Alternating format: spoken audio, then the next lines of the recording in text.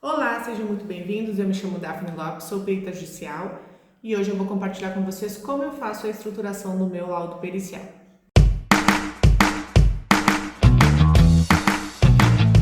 Então, meu laudo pericial, eu já criei um modelo, um esqueleto, e eu vou adaptando conforme o processo ao qual eu sou nomeada.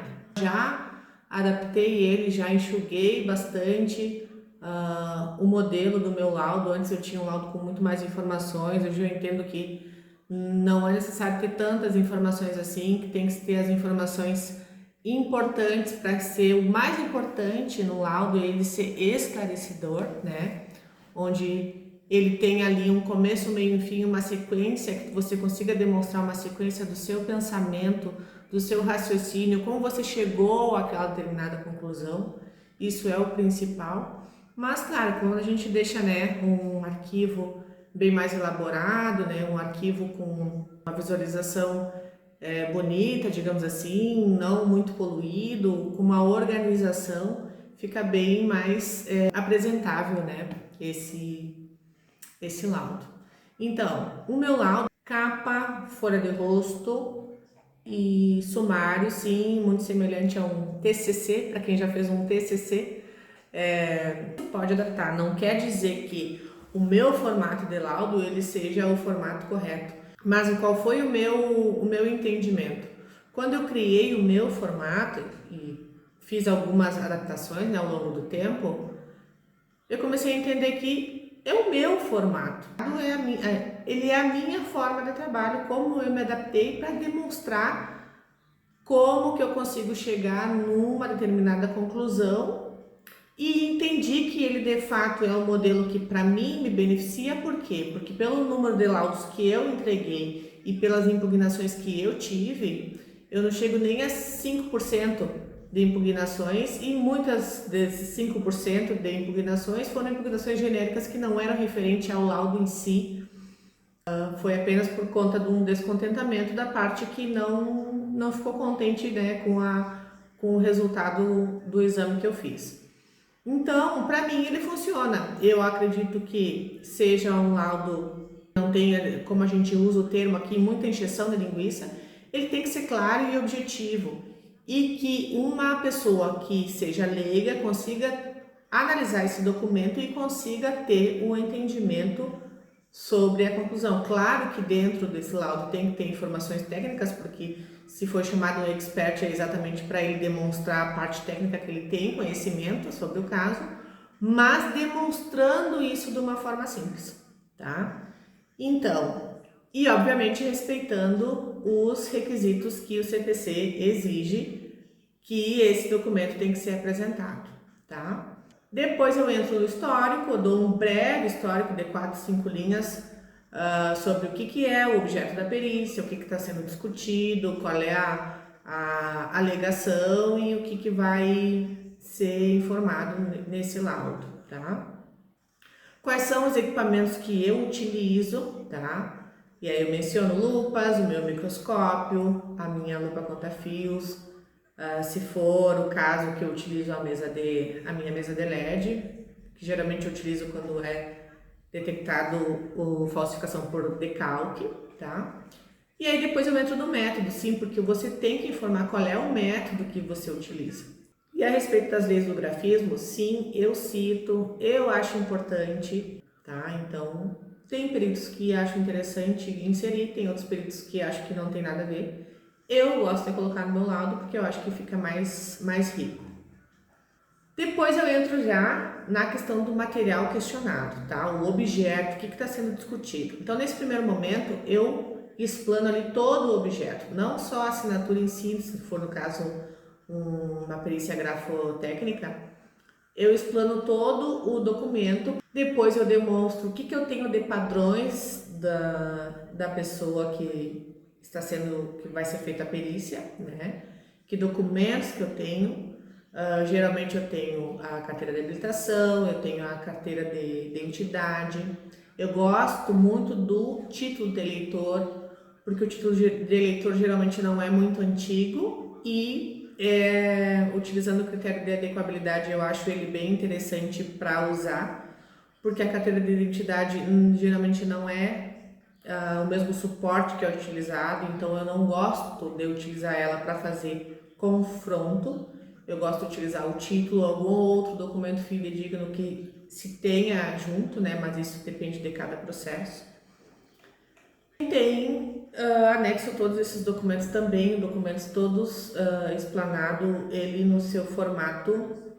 Eu organizo, toda vez que eu vou fazer um laudo, eu organizo esses documentos todos por ordem cronológica, tá? Até para se ter depois a avaliação se essa escrita ela modificou ao longo dos anos ou não. Então eu gosto de organizar nesse sentido, que para mim fica mais fácil depois eu desvendar esse punho e conseguir entender como é que são os atos gráficos, se essa pessoa ela tem tendência à senilidade ou não, se essa assinatura questionada já é de muitos anos atrás, eu preciso avaliar então com padrões que sejam próximos ao ano que está sendo discutida a assinatura ou a assinatura questionada, né? Claro, tudo isso aí sendo um cenário possível, né? Às vezes a gente não tem esse cenário, a gente tem que ir em outros caminhos. Mas aí vamos para o exame em si, tá? O que eu faço? Eu pego os padrões desse periciado e eu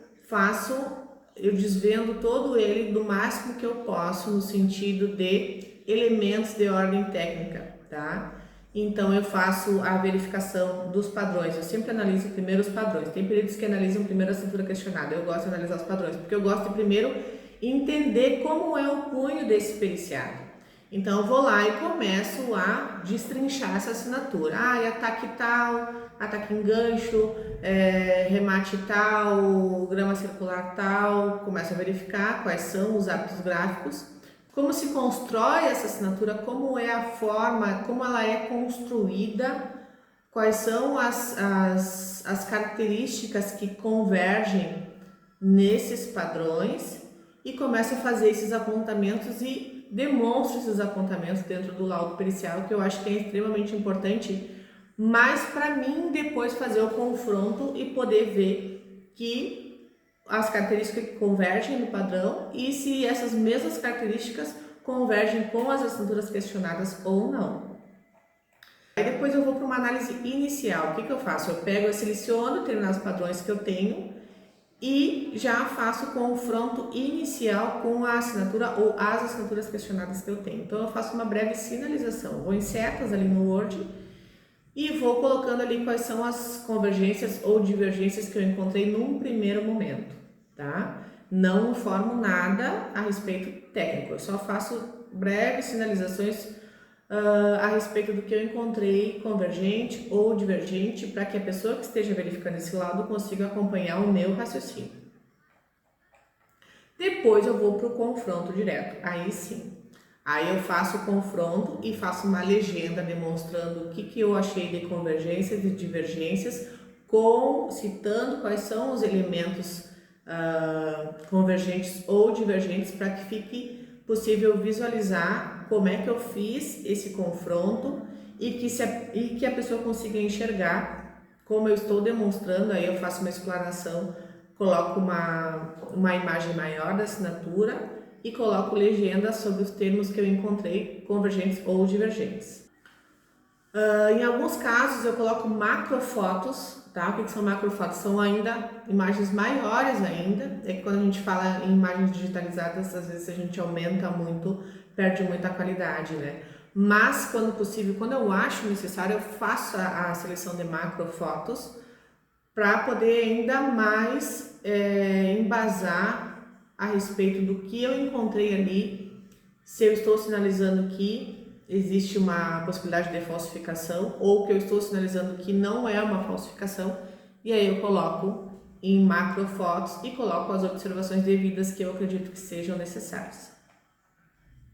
Se tem rúbrica, eu analiso também a rúbrica, lembrando que a gente analisa assinatura com assinatura, rúbrica com rúbrica, e depois já entro na minha conclusão, tá? A minha conclusão eu tento ser o mais objetiva possível, colocando informações que eu acho que são extremamente necessárias para que se tenha um entendimento de como eu cheguei a essa conclusão. Geralmente é uma folha e já coloco ali se eu encontrei existe um indício forte de falsidade ou de autenticidade.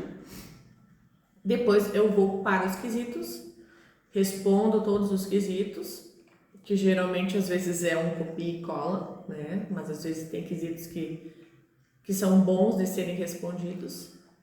E depois já parto para a parte bibliográfica, tá? Que eu sempre também apresento no laudo. Então, assim, resumidamente, esse é o meu formato de laudo. Tem peritos que colocam os quesitos no início, tem peritos que fazem análise primeiro pela assinatura questionada. Esse é o meu formato, essa é a forma que eu me adaptei a trabalhar e adaptar conforme os processos. Essa foi a forma que eu achei mais fácil de conseguir fazer demonstrar no meu laudo que se tenha uma forma clara de poder entender como eu cheguei a essa determinada conclusão. Tá bem? Eu espero que vocês tenham gostado desse vídeo, peço que vocês curtam e compartilhem, porque é sempre feito com muito carinho e eu espero poder chegar a pessoas que de auxiliá-las como que eu faço esse trabalho. Beijo, até o próximo vídeo.